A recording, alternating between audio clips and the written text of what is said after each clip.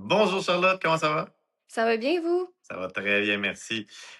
Charlotte, est-ce que vous pouvez vous présenter ainsi que votre métier? Oui, je suis Charlotte Ostigui, j'ai 20 ans et j'étudie en technique d'analyse biomédicale en troisième année au Cégep de Rosemont. Très mystérieux comme Ouais. programme. Est-ce que c'est quelque chose qui est très connu? Est-ce qu'il y en a beaucoup des programmes? Ben, je pense qu'au total, ça se donne dans à peu près 11 cégeps, mais exemple, nous, on est comme le cégep qui gradue le plus de personnes, puis on est juste comme 30 dans ma cohorte, là, fait qu'on est vraiment pas assez pour couvrir l'entièreté du Québec, là. C'est quand même beaucoup en demande, puis il y en a pas assez, là, malheureusement, qui graduent pour couvrir la nombreuse demande là, dans ce métier-là. Et est-ce que vous pouvez nous parler justement de votre métier? Quel rôle avez-vous? Oui, dans le fond, nous, les technologistes médicales, on analyse tous les tests qui sont envoyés au laboratoire, là, que ce soit des prises de sang, des biopsies, des cultures d'urine, ou même si un patient, exemple, est en salle d'opération et qu'il a besoin d'un culot, ben, c'est nous qu'on va le préparer, le distribuer là, au personnel soignant. Là. Fait qu'on s'occupe vraiment de toutes les analyses que le médecin demande. Puis à ce moment-là, nous, on émet des résultats pour que lui puisse poser un diagnostic ou faire un suivi là, auprès du patient. Et puisqu'il y a différents labos, tu sais, hémato, Ouais. microbiologie, tout ça, est-ce que vous devez vous spécialiser dans un de ces laboratoires-là? Ben, nous, avec la technique, non, on est assez compétent, je pourrais dire, là, pour travailler dans les 5 labos principaux, là, biochimie, hémato, banque de sang, micro et histopathologie. Souvent, là, on a un poste dans un des labos, mais on peut toujours changer. Là. Si, exemple, on commence en biochimie, on peut aller en microbiologie. On peut vraiment comme changer de département. Fait que c'est quand même très intéressant là, à ce niveau-là. Là. C'est quoi le plus grand défi d'un technologiste médical? Ben, je trouve que le plus grand défi, c'est quand même la pression que ça peut avoir, là. Tu sais, on est les premiers à voir l'état du patient, là, qu'est-ce qui se passe dans son corps. Fait que des fois, ça peut quand même être stressant à ce niveau-là. Tu sais, par exemple, nous, ça nous est déjà arrivé, là, je pense que c'était cet été ou l'été dernier, qu'il y avait un petit garçon de 4 ans qui se présentait juste à sa clinique pour des fatigues. Et puis nous, en regardant ses analyses de sang au microscope, ben, on a décelé une leucémie. Fait que des fois, ça peut être un peu troublant d'être les premiers à voir ça. Tu sais, on sait que dès qu'on émet le résultat, ben, ça va changer la vie d'un patient. Tu sais, là, c'est une anecdote négative, mais des fois, les patients hospitalisés, souvent, on les suit, nous aussi, tout au courant de leur hospitalisation. Des fois, c'est quand même agréable de voir qu'il y a une certaine amélioration. Là. Le plus grand défi, je dirais que c'est d'émettre des bons résultats parce qu'on a quand même un impact. Si j'émets des mauvais résultats, ben, il va y avoir un mauvais diagnostic dans un sens. Là. Ça peut être quand même un défi à ce niveau-là. Puis il y a aussi surtout le fait que notre métier n'est pas vraiment valorisé ni connu par la population. Tu sais, il y en a beaucoup qui pensent que, là, je pense à mon entourage, là, je dois souvent expliquer qu'est-ce que je fais. Tu sais, il y en a beaucoup qui pensent, là, je m'en vais faire une prise de sang, ben, ça doit être le médecin qui l'analyse puis qui me donne des résultats, mais en réalité, ben, c'est nous qui permet ces diagnostics-là puis ces suivis. Fait que ça serait cool que ça soit un petit peu plus valorisé et connu de la population, là. C'est ça. Je trouve ça tellement fascinant parce que c'est vrai que vous suivez l'histoire du patient, Ouais, mais via les résultats de labo. Puis ouais, les gens qui nous écoutent, c'est pas tout le monde qui le sait, mais parfois on peut envoyer des labos aux 4 heures là, pour un ouais, patient comme aux ouais. soins intensifs. Mais sinon, un patient hospitalisé peut avoir des laboratoires à tous les jours. Et Ouais, puis, ouais, exact. à chaque fois, on envoie ça, puis vous avez les résultats. Mhm.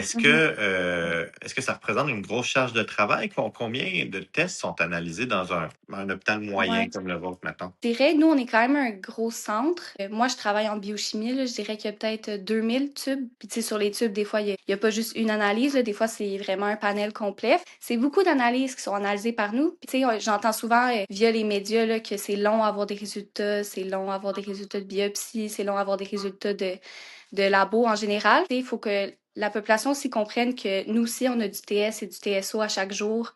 Puis comme je le mentionnais, là, on n'est vraiment pas beaucoup à graduer. Fait que c'est vraiment pas assez pour couvrir la charge de travail qu'on a. Fait que nous aussi, on est épuisés des fois, fatigués, mais c'est ça, là, on fait de notre mieux pour ben, que le diagnostic se fait, là, surtout pour les patients aux soins intensifs, justement. Là, on veut assurer un bon suivi par le personnel au chevet du patient. Là. Pourquoi vous avez choisi ce métier? Ben moi, j'ai choisi ce métier-là parce que je voulais vraiment travailler dans le domaine de la santé, mais sans avoir besoin d'être justement au chevet du patient. Je voulais faire comme une différence, mais sans nécessairement avoir à interagir avec les patients. Donc, je trouve que c'est quand même un bon moyen, tu sais, on fait quand même une différence, je trouve, dans, dans la santé, là, en donnant des résultats. Fait que je trouve que c'est vraiment ça qui me passionne dans mon métier, là, c'est qu'on a vraiment l'impression de faire une différence, mais sans nécessairement avoir besoin d'être toujours auprès du patient puis de lui prodiguer des soins. Là, on peut faire ça autrement. Là. Puis c'est surtout bien pour c'est pas mon cas à moi, mais plusieurs de mon entourage, là, c'est des personnes plus introverties, réservées. Fait que c'est sûr que ça, c'est mieux, là. Tu sais, t'as pas besoin d'avoir une foule de grandes personnalités, là. Tu peux vraiment être plus réservé puis travailler en labo pour faire une différence, là, dans le domaine de la santé. Le plus grand stress, c'est d'appeler pour donner un résultat critique. Ouais, ça, c'est sûr que c'est quelque chose. Les premiers, ben moi, j'ai pas gradué encore, donc j'en ai pas fait, mais on fait des pratiques, puis juste dans les pratiques, c'est un peu stressant, puis tu sais, on a l'impression de déranger. Tu sais, oui, c'est pour donner un résultat plus rapidement aux médecins puis au personnel soignant, mais c'est sûr que des fois, c'est un peu stressant. Puis, tu sais, exemple, si on appelle quelqu'un en soins intensifs, eux aussi sont débordés, nous aussi, on doit faire notre travail, donc, mais c'est quand même stressant. Qu'est-ce qui vous rend particulièrement fier? Je sais que vous avez parlé de faire une différence, là, Ouais. mais j'aimerais ça vous entendre là-dessus. Ben, moi, c'est sûr que qu'est-ce qui me rend fière, comme je l'ai dit, là, c'est vraiment de faire une différence. Puis aussi, j'ai l'impression qu'au cours des dernières années, il y a un peu plus, exemple, moi, au début, dans mon cégep, il était peut-être 10 à graduer. Fait qu'on a l'impression qu'au fur et à mesure que les années avancent, qu'il y a plus de gens qui s'informent sur notre technique qui viennent. Puis pour voir en ce moment la pénurie qu'il y a dans les hôpitaux puis dans notre métier, là, c'est vraiment enrichissant de voir qu'il y a beaucoup de gens qui commencent à connaître, ça commence à un petit peu se faire connaître. Quand nous, les technologistes médicaux, quand on entend, je pense qu'il y a un article récemment dans la presse qui est passé de notre métier, on se le partage entre nous, comme quoi on est fiers qu'on soit enfin parlé là, dans les médias de notre métier. On entend souvent infirmiers, médecins et tout, ce qui est aussi important, mais c'est cool que nous aussi, on ait un petit peu notre place. Fait que ça me rend quand même fier que ça l'avance. J'avais même fait une vidéo pour la semaine de reconnaissance Ah oui? l'année passée, oui. Fait que ça commence. Je pense que oui. Je pense que. Ouais. Ouais, ouais, ouais, ouais. On est fiers de ça, là. Ben, je parle au nom de toutes les technologistes, mais on est fiers de commencer à, tu sais, exemple, dans la série Stat, on a vu récemment, là, une petite bribe d'un technologiste médical, puis ça, c'est quand même cool pour nous, là. C'est rare qu'on se voit, tu sais, souvent dans les séries médicales, c'est les médecins, infirmiers, mais là, voir le labo un peu, c'est quand même cool. Ou surtout que c'est essentiel hein, pour être Ben capable. oui, Ouais. oui, c'est ça. Euh, Est-ce que, tu sais, vous nous avez parlé un petit peu d'un cas de figure, là, tu sais, d'un enfant malade, mais est-ce que vous auriez, justement, dans vos stages, une anecdote là, qui pourrait faire réaliser aux gens à quel point c'est important ce que vous faites là, un cas qui vous a marqué? Ouais, ben, je pourrais dire que ça s'est passé, je pense cet été encore, là. On a eu un PTM, ça, dans le fond, nous, en banque de sang, ça veut dire un protocole de transfusion massive. Dans le fond, la situation, là, je pense qu'il y avait eu un accident d'auto ou quelque chose du genre, là. Et nous, en labo, c'est comme tout le personnel qui est formé et sollicité là, pour produire le plus rapidement possible des culots sanguins, des plasmas, des plaquettes. Puis ce PTM-là, c'est duré toute la journée. Fait que tout le personnel qui était en banque de sang, on travaillait de 8 heures à 4 heures sans pause, sans rien pour pouvoir aider le patient qui finalement s'en est sorti. Là. Fait que c'est une super bonne nouvelle que on ait pu contribuer à ça parce que, tu sais, dans ces cas-là, le patient a besoin de sang dans l'instant là, pour pas décéder d'hémorragie. Fait que c'est sûr que c'est gratifiant de voir que toute une équipe, c'est... Puis autant là, avec les infirmiers que les médecins, là, ils ont toutes fait une belle équipe pour pouvoir sauver le patient. Là. Puis à chaque fois que ça arrive un PTM, c'est tout le temps stressant parce que on a quand même une charge de travail intense. Là. La banque de sang travaille fort ces journées-là. Mais c'est sûr que c'est gratifiant après de savoir que le patient s'en est sorti, là, s'en est sorti grâce à nous un peu. Là. C'est magnifique, mais Ouais. là-dedans, il y a tout. Il y a tout. Ouais. Euh, je vous lève mon chapeau. Bon, il y a des côtés un petit peu moins glamour. Si vous avez une baguette magique, qu'est-ce que vous changeriez à votre métier? C'est sûr que qu'est-ce que je changerais, comme j'en parle, le fait que notre métier soit un petit peu plus valorisé, surtout de la population, parce que souvent, il y a des gens qui appellent au labo pour demander pourquoi leurs résultats ne sortent pas, pourquoi ci, pourquoi ça, mais tu sais, il faut comprendre que ben, on en parle souvent, le système de la santé en ce moment, ça va pas à son top. Et dans les labos non plus, on est vraiment en pénurie.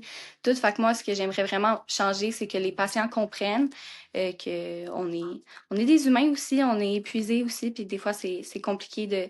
On essaie tous de faire du plus vite possible, là, mais des fois, ça peut être un petit peu compliqué en manque de personnel, là. Fait que je changerais vraiment ça, là. Ben, justement, il y a plein de manchettes négatives. Ouais, ouais. On se demande comment les gens se brûlent pas. Vous, comment ça se fait que Charlotte est encore là pour, dans le réseau? Ben, moi, ce que j'aime, c'est vraiment de pouvoir aider. Si j'avais pu, j'aurais fait médecine, mais comme je vous dis, là, j'aime pas vraiment ben, pas que j'aime pas le contact du patient, mais j'aime ça faire une différence autrement. Puis je trouve que c'est vraiment bien, là, comme je le disais, pour les gens qui n'aiment pas nécessairement les patients qui n'aiment pas nécessairement avoir le contact physique avec les personnes. Là. Fait que je trouve vraiment que c'est bien pour... moi, je suis encore là parce que j'aime ça, justement, faire une différence, pas nécessairement être au projecteur là, devant le patient immédiatement. Là. Vous êtes en biochimie, c'est quoi votre labo préféré? En avez-vous un? Moi, c'est la biochimie. Ouais, mais C'est vraiment... la biochimie rénale, sanguine, il y a plein de labos, Euh, là. ben C'est quoi moi, le coup c'est de cœur? vraiment la biochimie générale, là, fait que cholestérol, glucose, les grosses analyses, puis souvent, c'est ces analyses-là là, que ça peut être le plus dangereux pour le patient. Tu sais, exemple, le potassium, un excès, ça peut être très dangereux. Fait qu'il y a beaucoup de résultats critiques, il y a quand même beaucoup d'adrénaline, puis que j'aime là, en biochimie, ouais. Charlotte, je vais vous laisser le mot de la fin. Est-ce qu'il y a quelque chose qu'on n'a pas discuté que vous voudriez absolument transmettre à ceux qui nous écoutent? J'espère que cette vidéo-là va servir à peut-être intéresser quelques-uns de venir dans notre belle technique, là. C'est super, c'est super cool comme travail, là. Ouais. Je pense qu'il y a beaucoup de gens qui vont en apprendre en vous écoutant aujourd'hui. Puis oui, peut-être que ça va intéresser des gens. Puis moi, je rajouterais tu sais, des fois, je descends au labo. Il doit y avoir plusieurs personnes qui descendent au labo. Mhm. Puis l'interaction avec les techs est vraiment, vraiment le fun.